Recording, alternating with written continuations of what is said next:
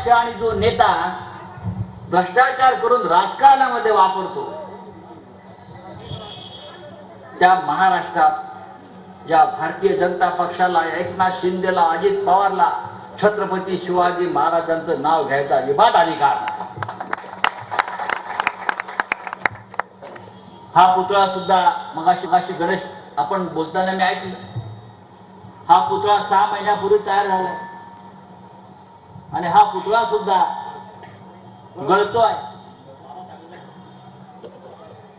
Doctor Babasaheb आंबेडकरांच्या पुतळ्याला सुद्धा गळती लागलेली आहे.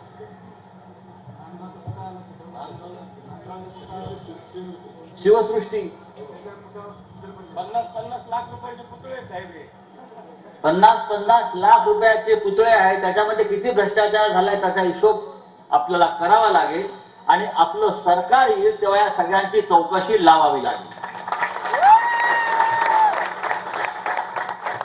पण गेल्या 10 वर्षात नरेंद्र मोदीच्या राज्यात जे जे काही यांनी करण्याचा प्रयत्न केला त्या सगळ्याला गळती लागलेली आहे. आम्ही दिल्लीच्या संसदेमध्ये बसलो 25 वर्षापासून. आमची जुनी संसद आहे, ऐतिहासिक, ब्रिटिश काळापासून, आजही मजबूत आहे, आजही भक्कम आहे, अजून 100 वर्ष टिकेल. नरेंद्र मोदीने नवीन संसद भवन बांधलं 20,000 कोटी रुपये खर्च करून. 20,000 कोटी. पहिल्या पावसामध्ये धो धो धो धो अक्षरशः प्लास्टिकच्या बादल्याने आम्हाला पाणी बाहेर काढावं लागलं. हे नरेंद्र मोदीचं काम. 20,000 कोटीतली किमान 10,000 कोटी रुपये भारतीय जनता पक्षाच्या तिजोरीत गेले. नरेंद्र मोदीनं निवडणुकीसाठी राम मंदिराची उभारणी केली. आपल्या लोकांना कंत्राट दिली. हजारो कोटी रुपयाचं राम मंदिर उभं केलं. त्याचा कार्यक्रम झाला. नरेंद्र मोदी किती 12-15 दिवस उपवासाला बसले गाभाऱ्यात.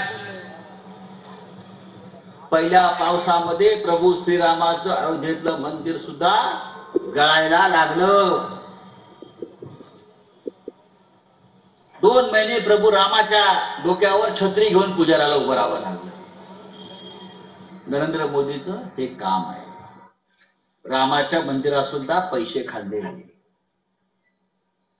आमच्या मुंबईमध्ये अटल सेतू बांधला. अटल सेतू जाऊन बघा.